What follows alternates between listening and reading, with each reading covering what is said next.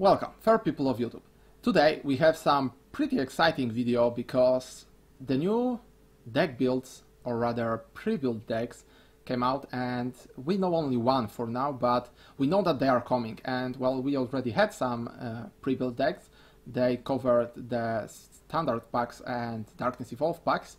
Now with the fourth expansion being out, we are getting the pre-built decks from expansion number 2 and 3.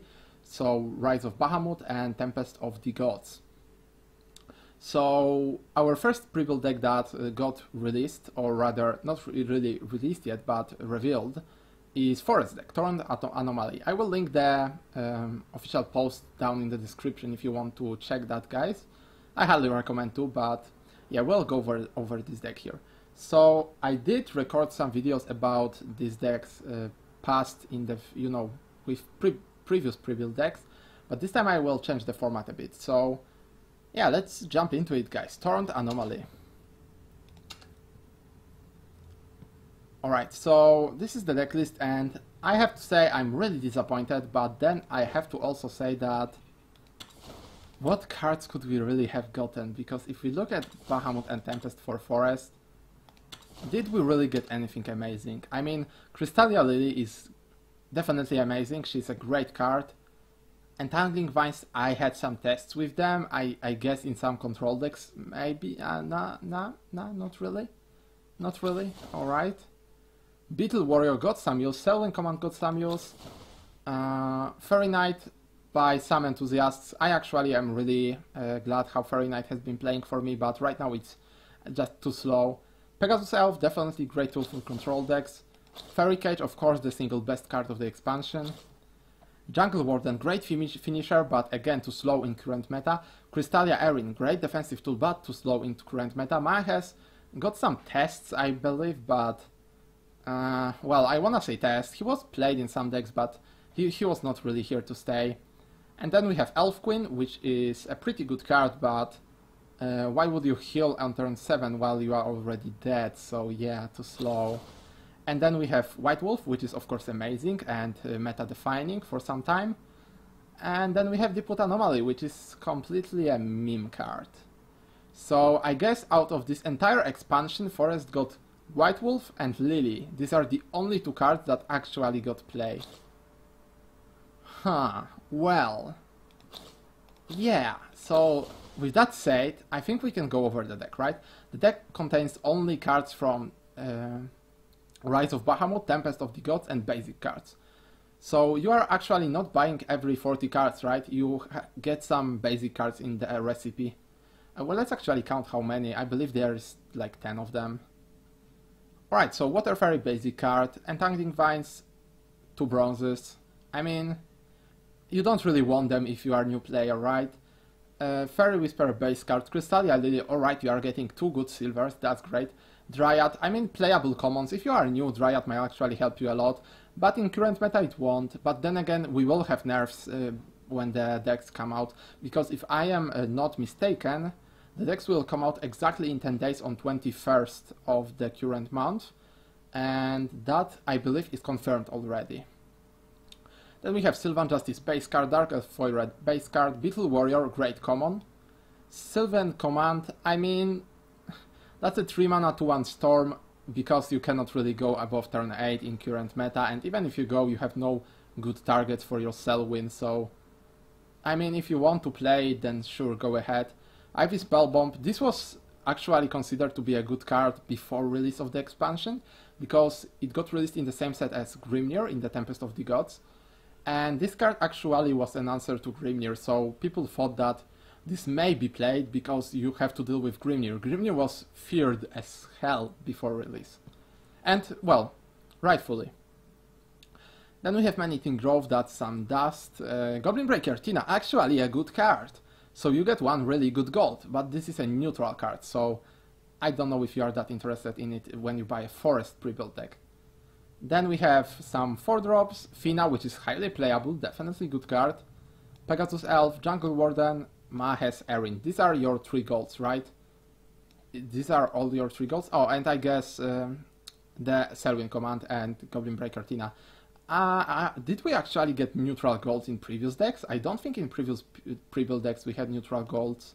I think it was only just 4 golds. Not sure. I will have to check it. Anyway, Jungle Warden is not playable right now. Mahes is not playable at probably all. I mean, you can try with him. He's not a bad card, but he's not too premium of a card. And then Crystalia Erin, every slower forest should play her. And then you get Elf Queen and Deepwood Anomaly. Deepwood Anomaly will be alter arted. I will probably show you the art in this video. Yeah, when I montage it. And Mighty Dwarf is of course terrible. This is pure dust. So what are you getting like for real? You are getting Elf Queen, Crystalia Erin, Mahes, Jungle Warden, Pegasus Elves, Finas, so that's 8 cards. Goblin Breaker Tina, it's 9. Selwyn Command, not really.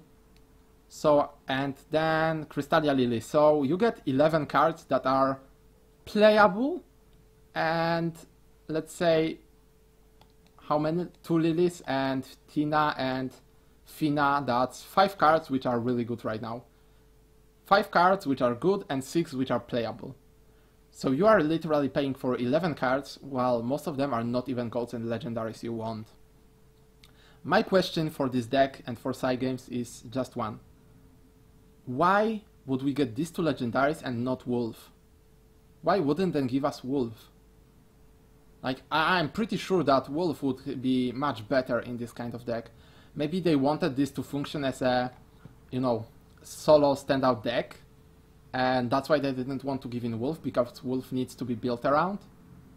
But yeah, I'm definitely not content with what we are seeing here. Let's count the dust though, because you will definitely disenchant it a lot. Let's see, we'll go for bronze cards. That's 1, 2, 3, 4, 5, 6. Beetle Warrior will probably keep 7, 8 bronze cards, so 80 dust. Silvers, which are 1, 2, 3, 4, 5, 6, 7. So 7 times 50 is, I believe, yeah, 350. So that's 430. Then from golds, if you are hungry for dust, you can disenchant Mahes and Selwyn Command. So that will be 500. So we have 930. And then legendaries, you definitely do not disenchant your animated or alt altered, alt altered. Oh god, that's a tongue breaker. Well, anyway, you don't disenchant it. I don't think it's even possible. And you can technically disenchant Elfwin for 1000. So you get 2000 of dust. That's not enough for even a single legendary.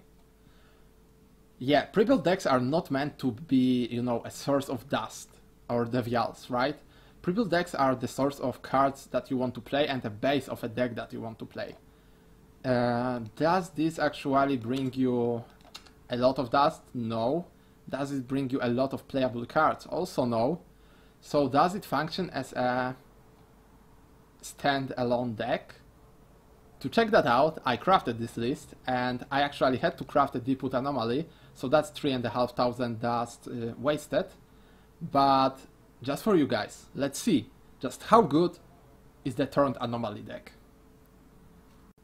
Alright guys, we found ourselves a game. It's versus Rune, and I'm not playing on ranked, but I am versus a Grandmaster, so I mean, that's not a problem. I mean, I am a high level player, but yeah, what is he doing on the casuals? I have no idea. Anyway, let's keep the Water Fairy. It's good turn 1, and Hanging Vines probably not really. Alright, we got our good cards. Nice. Now just to, you know, decipher it and get maybe something better. Also guys, I'm really sorry if there is a noise with my microphone. I'm having trouble with it lately, and hopefully it's not that visible, but I know it's been a problem on stream, but yeah, I will be fixing that. Okay, now the question is, look guys, he's a Grandmaster. Japanese Grandmaster, or is it Chinese? It looks Japanese. But who am I to judge? Right, anyway, we'll just have to pass here. Probably will be forcing him into trades with Man-Eating Mangrove. After that it should be easier. Oh, Goblin. Alright, so this is a neutral rune. Let's see how stomped we get by the current meta. This is a really difficult decision for him. I mean, he's probably new to the neutral deck, that's why he's playing on casual, but... yeah. This is a really hard decision for him. Right, so let's set up the Man-Eating Grove. And we'll go face. He'll probably just play Alice and go face with everything, but then we can kill the Goblin Leader, I guess. I don't know, but we don't have any good cards in this deck, to be honest. I mean, we have to rely on good Mahe's clear, which maybe will even happen. Anyway, that's a lot of damage from this amulet. Sadly, it doesn't kill anything, but it's a lot of damage. Oh no, he will kill my fairy. Is he that smart? He's not. I mean, he's playing neutral deck, so let's not expect way too much. Beetle Warrior, I think we'll have to play it just to stay on board. In this deck it's almost impossible to combo out cards. You're done for. We'll kill the Goblin Leader just so he doesn't spawn another Goblin. But if he has something like Feria here, we are most likely done so. I mean, this Goblin will not attack our face, which is cool.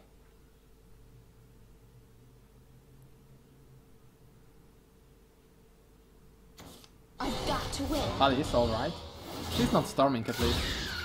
But she will kill our entire board. Oh, he doesn't even Evo here. He'll probably Evo face. You're done for. Or this, yeah, sure. No crying. No looking back. It's actually fun that you can Evo it to get Storm. I really like this mechanic. I think we need more cards like that to get Storm on Evo. Right, we'll play... We will play... I guess Jungle Warden. And we know he has only neutral cards on hand, so... Yeah. Cry out! Get him! We'll trade here. Let's play again. He kills us anyway, right? This is a lost game already. So, yeah guys, as you can see, this deck is not a good standalone deck, right? You definitely don't want to buy it if you have nothing, if you want to start with something. Because these cards are just not good, and all the playables, commons and silvers are better to get from packs or crafting, while the golds in this deck are not good in current meta. So, yeah, this has been my analysis for this deck, guys. I really didn't need to play this game, right? I really didn't need you to watch me lose terribly like that, because it was obvious that this deck will lose every single time.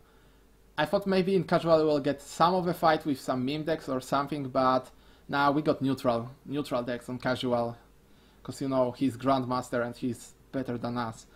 And with that said, guys, I think we'll cut this video here. Thank you very much for watching, and hope you enjoyed. Don't buy that deck.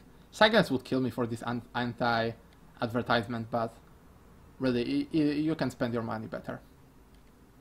Peace.